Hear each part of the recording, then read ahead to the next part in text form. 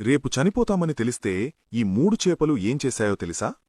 ఒక అందమైన సరస్సులో 3 చేపలు స్నేహంగా ఉండేవి.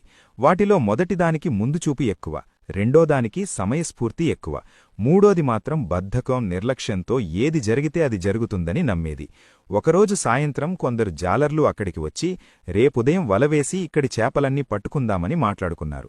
ఇది విన్న మొదటి చేప ప్రమాదాన్ని ముందే పసిగట్టి రాత్రికి రాత్రే కాలువ ద్వారా వేరే చెరువులోకి వెళ్లిపోయి ప్రాణాలు కాపాడుకుంది. మరుసటి రోజు ఉదయం జాలర్లు వలవేశారు.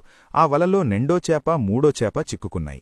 అప్పుడు రెండో చేప తన సమయస్ఫూర్తిని ఉపయోగించి ఊపిరి బిగబట్టి చనిపోయినట్లు నటించింది. జాలర్లు అది పనికిరాదని తీసి పక్కన పారేయగానే మెల్లగా నీళ్లలోకి జారుకుని తప్పించుకుంది. కాని మూడో చేప మాత్రం తన నిర్లక్ష్యంతో ఎలాంటి ప్రయత్నమూ చేయకుండా వలలోనే గిలగిల కొట్టుకుని జాలర్లకు చిక్కి ప్రాణాలు కోల్పోయింది.